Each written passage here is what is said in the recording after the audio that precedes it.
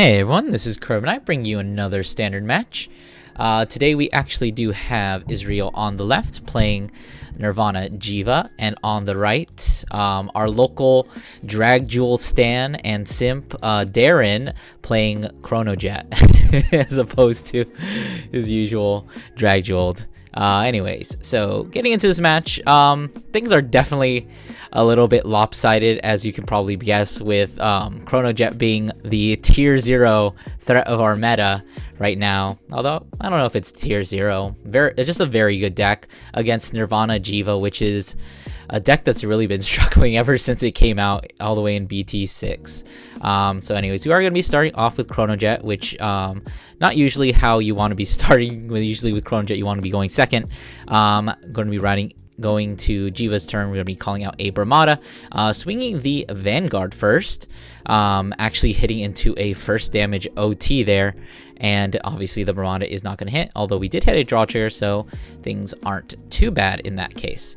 So going to be swinging that Steam Breath Dragon, hitting into a critical, so pushing the Nirvana Jheva 2-2 already.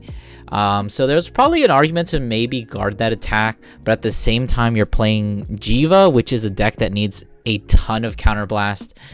So realistically, guarding early is kind of a tall ask for Jheva, which is another reason why this matchup is it feels a little bit doomed, because Nirvana needs to be taking a lot of damage to tempo out the game and be able to use their skills, and against Chronojet, the more damage you take, the harder it's going to be guarding those really big attacks.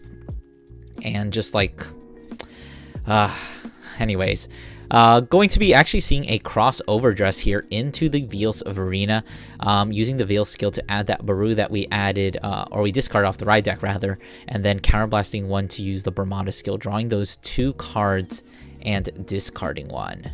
So it looks like we're opting to discard that Garo, and deciding to, looks like we're calling a Galendite. So kind of pushing, interestingly enough, calling a critical trigger. I guess it does make some pretty good numbers.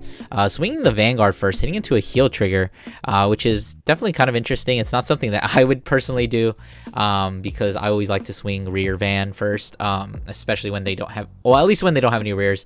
But obviously in this case it is going to be working out pretty well. Hitting into a draw trigger off that second attack, and then swinging for a 20, which is still going to be hitting. Going to be hit with a draw trigger that is going to be blocking that attack. So going into this next turn, we've got Chronojet going into their first grade 3 turn. Basically just going to be a bit of a vanilla turn because you can't stride yet. So just going to be using the Steam Breaths. No, Steam Breath is a stride fodder. God, what's the grade 2 skill? It's not upstream. Or what's his name? Smoke Gear. His name is Smoke Gear. I did it. I managed to remember the name of a card for once. Anyways, using that skill to just add the Balifu, as we usually do. Actually calling a GG Soul Blasting 1 to draw a card. Looks like we're going to be committing a little bit more perhaps to the board. Calling a Phallicate, and a Eden. I always confuse Eden and Derek, so hopefully I get it right throughout this video.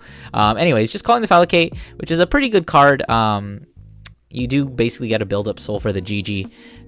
If we had Swirler banned in global, maybe it would make a little more sense, but you know, there's still Zargon, but there's an argument for Allocate, definitely.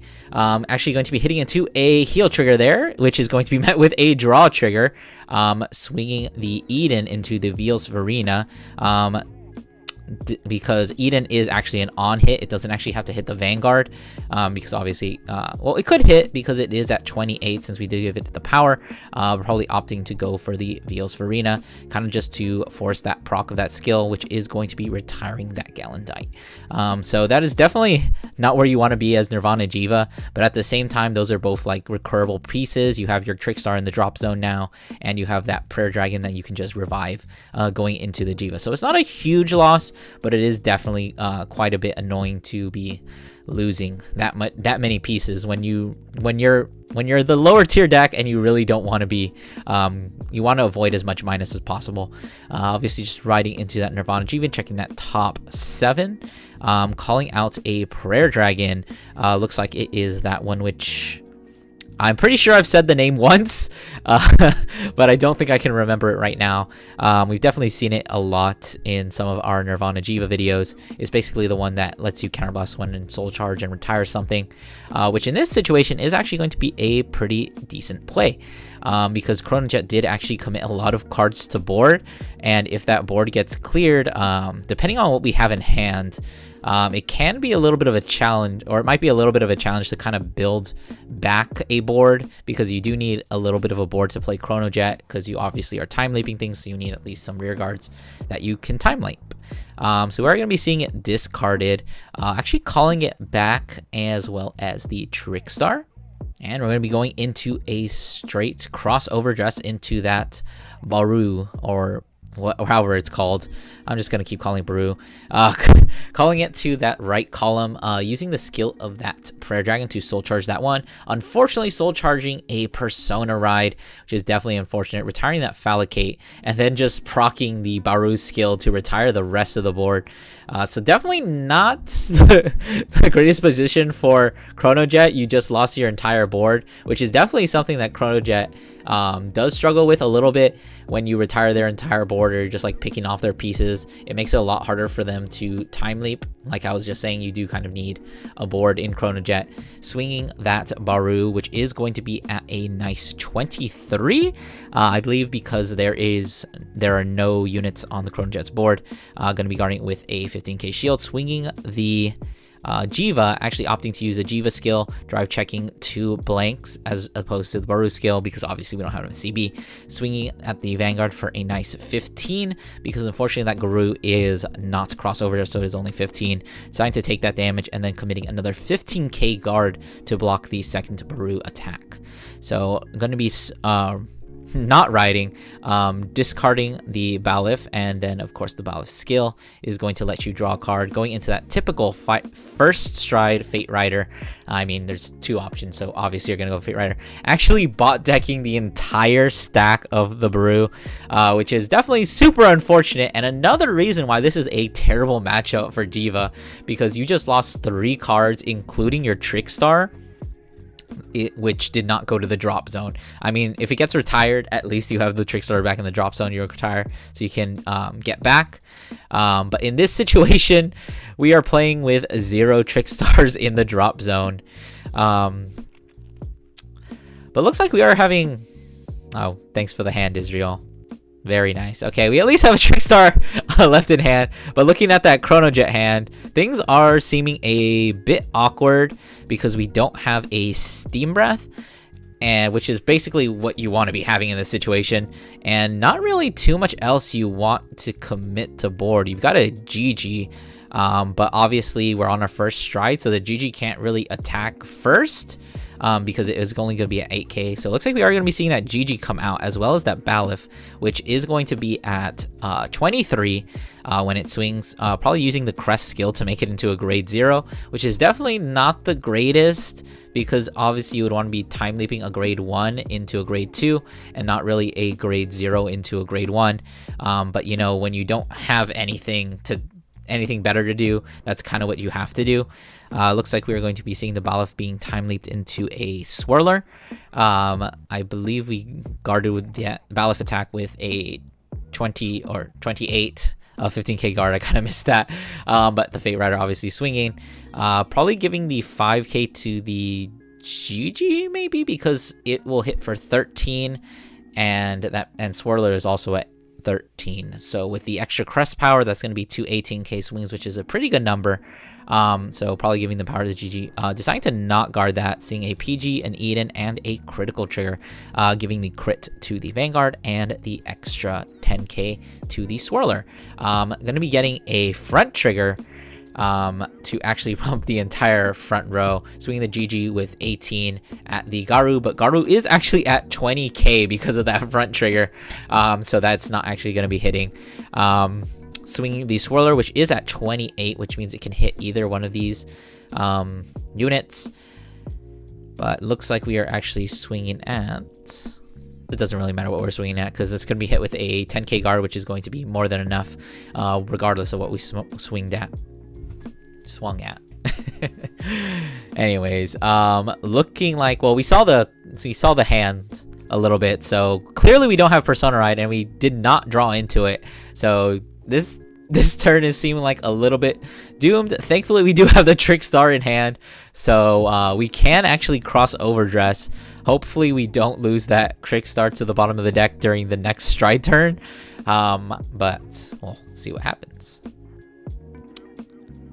So it looks like we are discarding the, what is it, Baram for the Trick Star that I think we discarded to guard, I believe, as well as calling out, looks like we're deciding if it's a Brahmada, and it is going to be a Brahmada, probably wanting to fish a little bit more for the Persona Ride or just other pieces. Crossover dressing into the Veals Farina, adding back the what is that, Baru, whatever, that crossbow guy.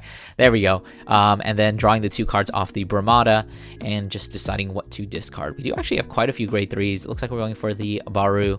I mean, we're already down 3 CB, and unfortunately, at this point in time, Crossover just does not have any consistent counter charge. So we're gonna have to just be going into it with, you know, counter charge from heals. Swinging the Veals Farina at Vanguard, which is only going to be a 15 because we did not Persona Ride. Opting to use that Nirvana Jheva skill to restand. Going to be no guarding that Vanguard swing. Hitting into 2 Brahmadas. These are just really dry checks. Swinging the Garo into as just a 15, which is just another 5k guard.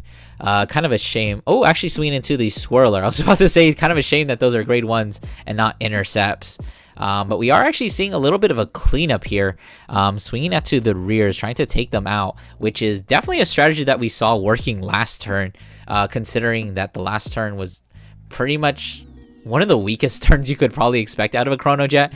But looks like we are discarding a Chronojet to go into the Fate Rider, and then calling out that Eden that we saw in the drive check. Now that we do have the 2 face-up G units, we are going to be basically getting Persona Ride power, swinging the GG for a nice 18. Very nice number, hitting with an intercept as well as a Brahmada guard from hand. Going into the Fate Rider to time leap that GG into the Steam Breath that we have been missing this entire game. And of course giving it the extra 15k power, so that is going to be a extra 30k on addition to its 15k, so that's going to be swinging for 45. And of course this Vanguard is already swinging for pretty big numbers, 43 all on its own, if I'm doing the math correctly, which I sure hope I am. So pretty typical play here, you know, just PG the stride attack. I'm going to be checking Chronojet, Steam Breath, and another critical trigger with 2 more attacks incoming. Making one of them lethal is definitely a very good play. It looks like we are going to be opting to give it all to Steam Breath, so this is going to be a 55 attack, which is pretty much a PG or bust, because that is a very, very big swing. So looks like we're kind of deciding on what to do. Oh, we're actually going to be committing 2 15k guards as well as the Veals Intercept to guard that, which is definitely enough because that is 45, 58. Actually going to be enough to guard that. And then we have the Eden, which is going to be being boosted by that GG, which is obviously going to be using its skill to Soul Blast 2 to draw another card. And this Eden itself is going to be swinging for 25 plus 8 plus 5. That's going to be 33, 38. Another really good magical number. But of course it is only 1 damage. So we are going to be hitting into a front trigger. Probably opting not to use the Eden skill. I mean, it's not really worth it. What are you going to do? Retire that 5k critical trigger? I mean, I guess you can, but it doesn't really make that much of a difference. And you would rather have the CB just to use for obviously your Chronojet, your stride skill, or any of your strides. So unfortunately not drawing into another turn of no Persona Ride. So a pretty weak turn out of Nirvana once again is probably what we'll end up seeing. Discarding that Prairie Dragon to call back out the Trickstar as well as the Gallandite. and then crossover dressing into, let's see, the Braum. His name is Braum. I remembered another one. Oh, I feel so proud of myself. It's called Braum. So swinging the Braum, it is actually going to be getting an extra 10k for its own skill, 10k because the Vanguard is at grade 3, and then an extra 5k from the Gallandite, so that is 38 in total. Swinging the Nirvana for just 13, counterblasting 1 to restand the Brahmada. Unfortunately, we don't have any soul, so that Braum is really not doing much, even though we have a nice clean column that if we could retire that would be so good. Swinging, I believe we did crit to the Braum and then the extra 10k to the trigger so that it can actually hit. Swinging another 38, guarding for 43. Swinging the critical trigger out at the Eden, which is honestly a pretty decent play because that calls for a 10k guard, whereas if you had swung at the Vanguard, it would have just been a 5k guard. And I mean, we probably would have intercepted with the Eden anyway. But this is definitely looking like a interesting turn. I guess we're not striding, just staying on vanilla Chronojet. I mean, you do already have 20k to the board, and sometimes that guard restrict from Chronojet is pretty good, although I guess we could have gone for the next stage because we did see the Chronojet coming out from the drive check last turn. Going to be swinging the Vanguard for a really big number. Going to be met by the OT, which I think is not possible to break through, even though we are at, what is that, like 33, 38. But we do have the Eden, and we did hit a critical trigger, but it's going to be blocked by a PG. And since that is the second to last card in our hand, we are actually going to be surviving this turn and drawing into, looks like it was a front trigger. So this whole match has just been like kind of doomed, but somehow through miracles, Nirvana Jheva has just been hanging in there the whole time, and it's still hanging in there. But let's see. I'm pretty sure Chronojet does have a decent amount of cards in hand. If we see some like lucky triggers out of Nirvana, I guess there's the potential to actually bring this back. Chronojet does only have, what is that, 4 cards in hand. One of them being a grade 3, and we also have a upstream. I think I was calling it Steam Breath earlier. But going to be swinging the Nirvana, hitting into a PG and a front trigger. So these attacks are actually hitting for pretty beefy numbers, but of course we do only have to guard one of them. Going to be taking that first one, hitting into a trigger, swinging the Braum, and then just PGing it. So clearly we do live this turn. Going into 2 cards, discarding a Chronojet to, I guess, tile on the opponent, going to that Chronojet next stage, calling out the critical trigger, and just swinging at the Vanguard. I mean, Israel only has 2 cards left in hand, so this is pretty much GG, but we are going to take it all the way to the end, PGing that Vanguard attack, getting a critical trigger, and then using that Chrono Dragon next stage's skill to restand the Chronojet and swing for game. Alright, so that's going to be it for the match. I hope you guys enjoyed. Go and do all those YouTube things, like, comment, subscribe, and I'll see you guys in the next one.